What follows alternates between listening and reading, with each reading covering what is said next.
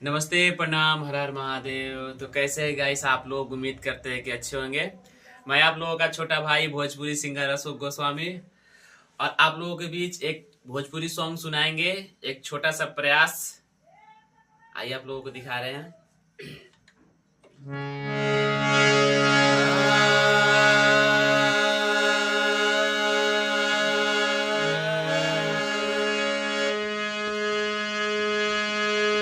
लोग प्यार से जरता जियो भैया जियो चप्पले रावण बदनाम सलाइबा। लोग प्यार से जरता बदनाम सलाइबा। मतलब के दुनिया के ये सच्चाई बा। मतलब के दुनिया के ये सच्चाई बा। दिलदार के दर्द हवे, दिलदार के दर्द हवे, सब फेल दवाई बा। लोग प्यार से जरता बदनाम सलाई बा। लोग प्यार से जरता बदनाम सलाई बा। जिंदगी में बस तोहरा पूनम के रात रही, उगत सूरज रहबा ता दुनिया साथ रही। उगत सूरज रहबा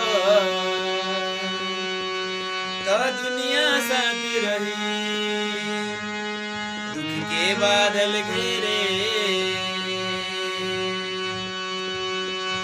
ओ दुख के बादल घेरे, दुख के बादल घेरे, किस्मत हर जाई बा। लोग प्यार से जरता बदनाम सलाई बा। लोग प्यार से जरता बदनाम सलाई बा।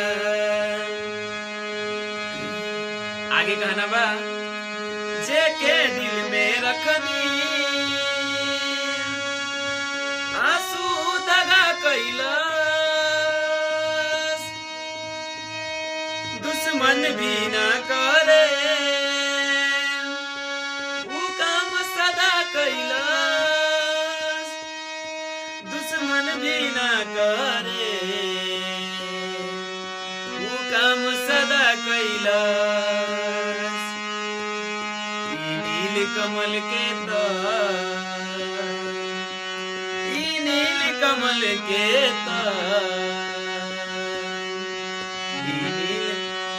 नील कमल के